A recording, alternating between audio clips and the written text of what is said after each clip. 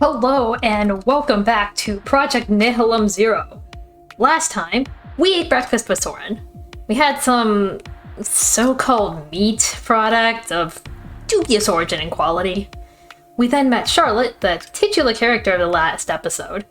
And then I learned I might need to go to therapy. See, I can do a live intro without being a bit nervous. Okay, yeah, so besides the first episode, all the others I had to make after the fact. See, I record several in-game episodes at a time, and then I have to split them up into these individual videos. It's a process. Anyways, enough dilly-dallying. Dilly-dallying. Dilly-dallying. That's a word. I know what I'm trying to say. Anyways, we have therapy to attend, so let's just get right into it.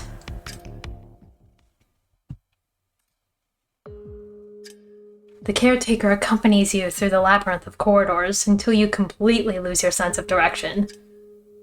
I think I lost it, at the way beginning. I took one step out of that cafeteria place, and just immediately all sense of direction was just gone.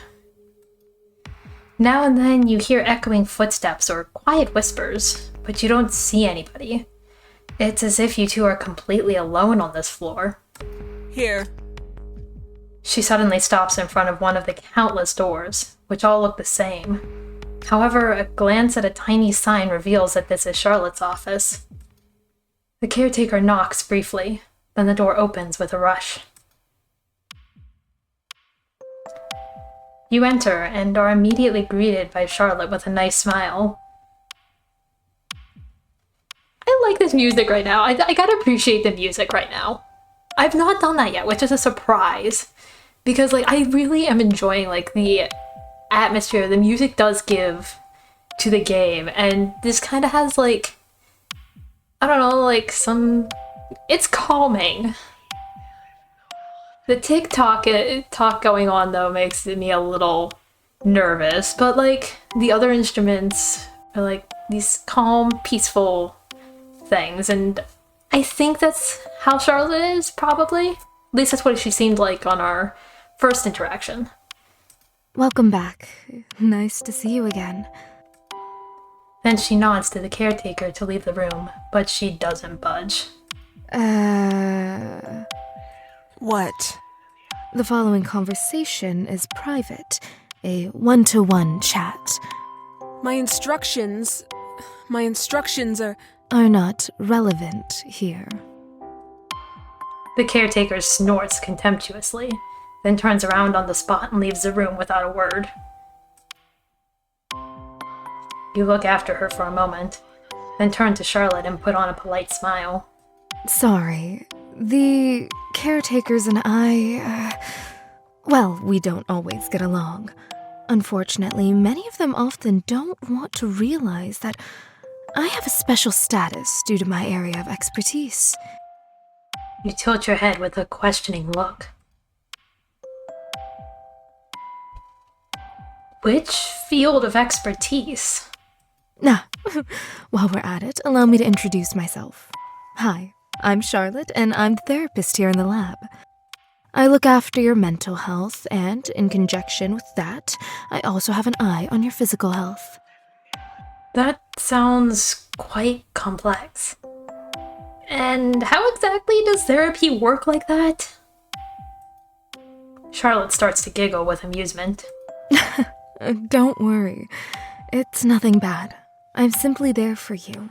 If you have acute problems, need advice, or have specific questions.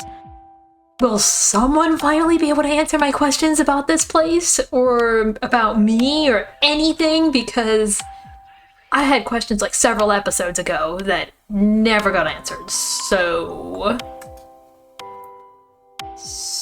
I can talk to you about anything? She nods gently and calmly interlocks her hands. Exactly. Only if you want to, of course. My offer to you is optional, so you're under no obligation. What privileges have you got? Regarding the privacy in my rooms, who's allowed to see my documentation, and the setting of medication dispensions. You listen attentively and nod. Then her gaze wanders over the surface of her desk. Her attention lingers on a small pile of papers. Then let's start with the basics about your constitution for the initial interview today, shall we? She pulls out a pen and quickly flicks through the pile until she finds the sheet she is looking for. How are you feeling at the moment? You haven't been here for long yet. Most expert in your situation need some time to get used to everything. I don't know. Oh? You let out a small sigh as you look around the room. It is strange. So many things seem familiar, but I don't know where I know them from. Sometimes it feels like my memories are locked away. Does that make any sense? Charlotte smiles sympathetically and makes some quick notes. Of course it does. That's how you feel about the current situation, so it's not a question of right or wrong. Charlotte's gaze wanders attentively down the piece of paper until she comes across another question. Have you ever experienced symptoms such as headaches, dizziness, or nausea today or in the past? Definitely those first ones. I don't know about the second two, but definitely the first ones. You think for a moment. Yes. Often. Oh, how unpleasant. But let's continue to monitor this for now. If the symptoms remain the same, we can look into what can be done about it. You nod gratefully. After all, help is rarely offered here in the lab. Charlotte starts turning the pages again. What about, strange thoughts, flashing images, or similar anomalies? You freeze.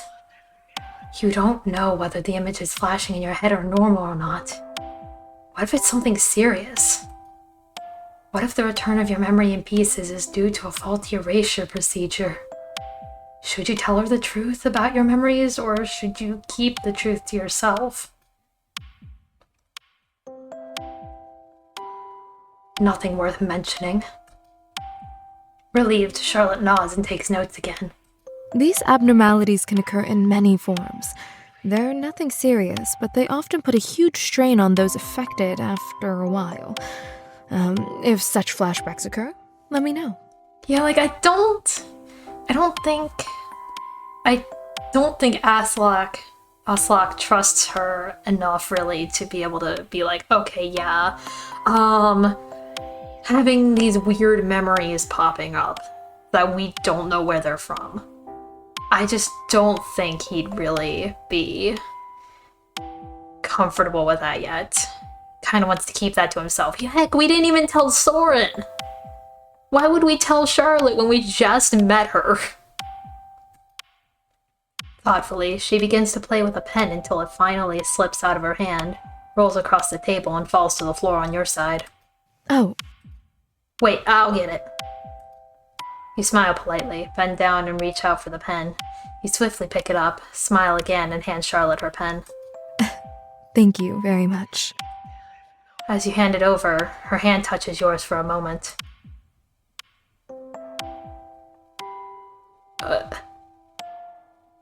Baffled, you stare at Charlotte, who pretends nothing has happened, but you're sure you both saw the same thing. Was she looking for that? And how did she do it? Uncertain, you force yourself to smile again, but this time it's visibly tense. You're welcome. Silence spreads through the room until Charlotte takes a deep breath. That's it for today. I've gotten all the information I need to get started. Then we'll meet in a few days, huh? You nod, silent. Charlotte slips you a paper. Please sign at the bottom.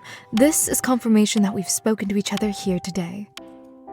You look suspiciously at Charlotte's hand and her pen.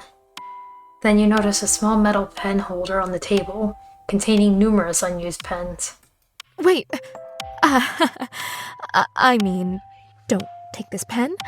I got it as a gift from a colleague. I don't want anyone but me to use this pen.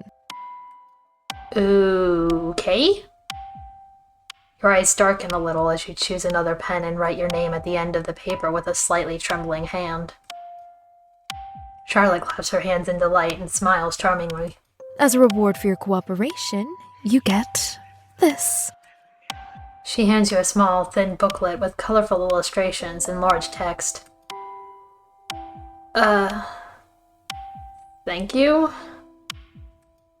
She rises from her seat and leads you with soft, gentle steps over to the door. It opens so that you can take a look into the hallway and discover the caretaker. Oh, about the next few days. Tomorrow, you will have your first lesson in the training room. It's a safe place with all sorts of precautions to help in case of an emergency. A slight tingle, excitement, spreads through you, and inevitably a cheerful grin creeps onto your face. I hope you have fun.